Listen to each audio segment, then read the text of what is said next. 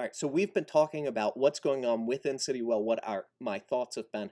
I want to take a moment and reiterate, I'm not trying to be an expert on this. I'm not trying to convince a bunch of people that the church is all doing it wrong and we're doing it right. That's not my heart at all. We're just sharing what the process we've been working through. So we went from a let's launch large model to let's serve small. Let's see where God is calling us to serve at. I spent a lot of time asking, what is a church? What is a church? What's the ecclesiological minimum? We borrowed from Tampa Underground and just said worship community service. We outlined that already. Then I talked about the discipleship factory, how we're leading with mission. We're leading with, let's find people who are far from God and the opportunities God is opening for us to go and invite them into the kingdom. Go and serve them with the purpose of leading to gospel conversations, believing that if we do that, community and worship naturally follow. But through this whole process, through all of it, especially thinking about what is the church, the other question is we really had to ask is, what's the Christian gathering supposed to look like?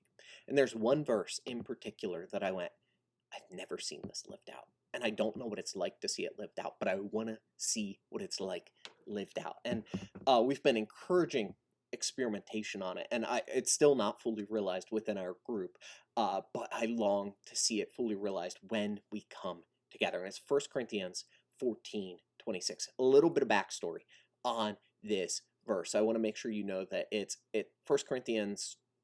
The Corinthian church was just having all kinds of problems when they get gathered with worship, with communion, with spiritual gifts, just a mess. Chapter 12 is all about the use of gifts. 13 is the love chapter. It's sandwiching it together because anytime we're serving and using the gifts God gives us, it needs to be in love. And then 14 is talking about orderly worship and freaks out a bunch of people, like depending on your theology, because there's a lot about tongues, a lot about prophecy. But here, 1 Corinthians 14:26, here's what it says. And I'm reading out of NIV. What then shall we say, brothers and sisters? When you come together, each of you has a hymn or a word of instruction, a revelation, a tongue, or an interpretation. Everything must be done so that the church may be built up. And we like that verse when it comes to creating worship service plans. Like, everything must be done in a fitting and orderly way. We're doing it all in a fitting and orderly way. But I've never seen the first part lived out. When you come together, each of you has.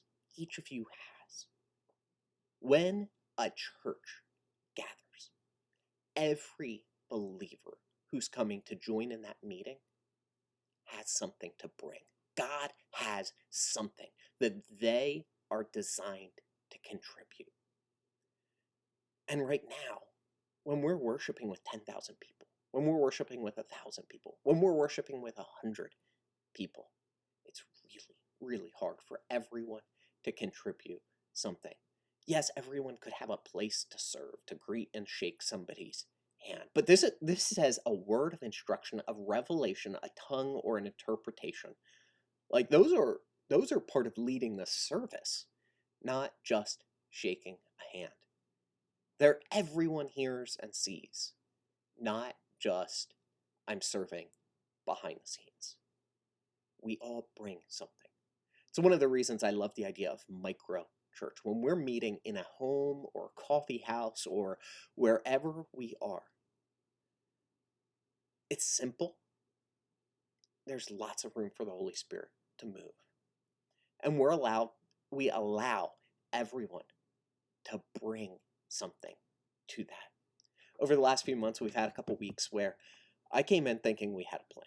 And the Holy Spirit just blows my plan out of the water because somebody else brings something and it just completely changes the plan for the day. And it's beautiful and it's wonderful and it's glorious. And we see just Christ-centered conversations and people taking steps forward out of that if we would have just stuck to the plan, we wouldn't have seen. And yes, that can happen in a small group also. But in the modern day small group, we don't think about it like this either. We need to be thinking about how can we each bring what God has for us for the group.